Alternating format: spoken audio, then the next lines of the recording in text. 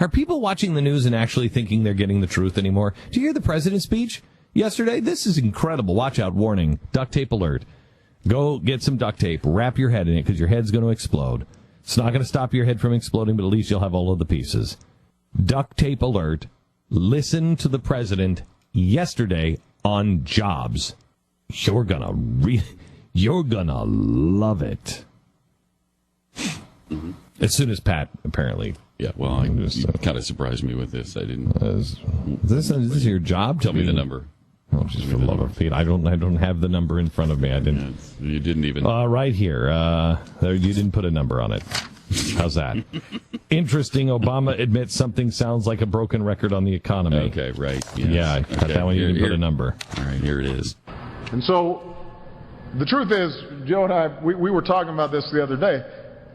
We sometimes sound like a broken record because we've been talking about this for 6, 7, 8 years, ever since we've been in public office. But it's more urgent than ever now that we move forward and we know what to do. Okay, stop for a second. How is that for an admission? We're pushing that they've been saying the same thing over and over again for 8 years, and they've not done it. And they keep saying that this is going to be the solve. This will solve it. If we just spend this program, if we just bail out this thing, this will solve the problem. And what I'm curious about is this sounds like to me like an honest admission that he and Joe were sitting around and they were talking about. It would sound like a broken record. The question I have is, were they sitting around and were they joking about it?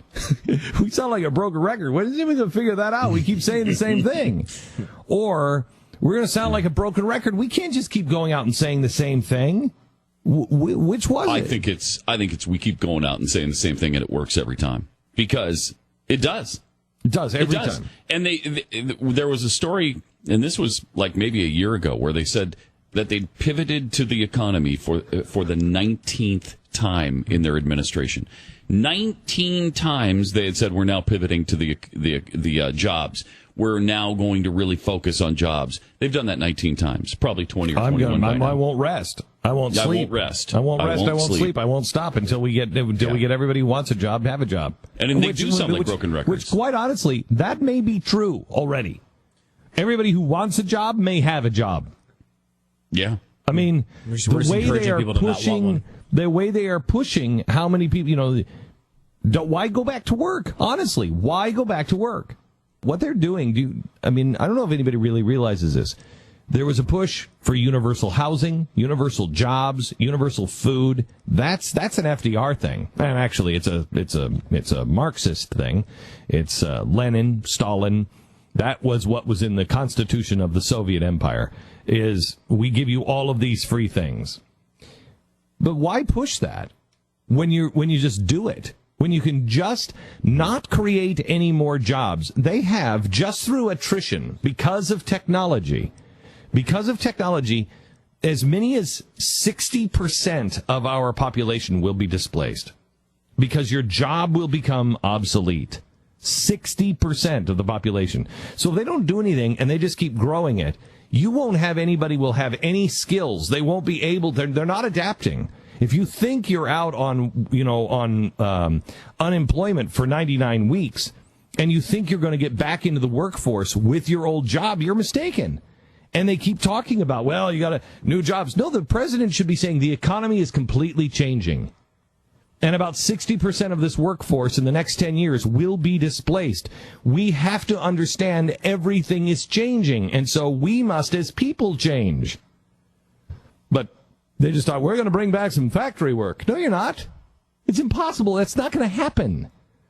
Factory work even in China is going to go down. The world is changing. Apparently is going down, since their economy is growing at a slower rate than it has in the last 24 years. So it's probably already happening in China, too. So you have this situation where we are going to have universal housing, universal food. It's just called unemployment, welfare. Because that's going to grow. That's going to be a growing need. Which is why Nancy Pelosi claims that's a good thing. Yeah, because you'll be able to do what you want. When she says unemployment is the best thing to grow the economy. Excuse me? It's the best thing. It is their warped idea that you can just go out and do what you want now. Unemployment food stamps are the best thing for the economy. great example of probably the most interesting thing I read yesterday, which you sent it was written by Major Garrett and was about stray voltage, which is a thing that the administration is doing. It's called stray voltage. It's the brainchild of former White House senior advisor David Plouffe. The theory goes like this. Controversy sparks attention. Attention provokes conversation, and conversation embeds previously unknown or marginalized ideas in the public consciousness. So you bring up a crazy idea like something that's been disproven by economist after economist. Women only earn 77 cents for every dollar a man earns. And they know going into it that people are going to say, actually, but you're only paying your women 88 cents. They go into it knowing they're going to look bad on that. But they think the theory is, and it seems to be working, that because you're taking this idea that has been disproved and marginalized by economists for years, you're bringing it back in, and now your team supports it. And it becomes this idea of either you're for women or you're against women. And this idea that women are earning 77 cents for every dollar a man earns, which is not a credible statistic, winds up being one side of the argument, where before it was completely marginalized. Here's the thing. These guys have psychiatrists and psychological behavioralists working at the White House. They have we are paying people to figure out the best way to sell things to us. It is... Remember, Edward Bernays is the guy. He's the father of propaganda. His cousin was Sigmund Freud. And so they started, look at the Nazis. The Nazis perfected this. They got these behavioral scientists, and they started weaving them together with politicians, and you figure out ways to put propaganda forth to get people to buy into stuff. I learned this, the great secret from Scott Shannon.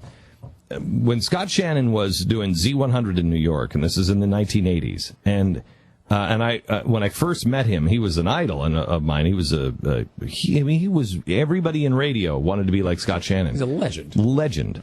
And I went to meet him one time, and he was going to teach me how to do the morning zoo. And I'm 22 years old, and he says to me, or he's on the air, and I'm standing behind him at the control board of Z100, and he says, Z100 New York. The second greatest radio station in America. And he turns off the microphone, and I said, who's the first? And he said, works every time. And I said, what? He said, you don't think of me saying, that's a boastful statement, saying we're the second greatest radio station in America. But you don't think of that. You just think, who's number one? And so you accept that they're in the top 5. Right. And it's brilliant. It's brilliant. Yeah. I don't personally like those games. Well, it's an Overton window game, too, right? But I have less of a problem when it is the private sector doing those kinds of things. When it's the government and there's no recourse, no redress, you got a problem. You have a real problem.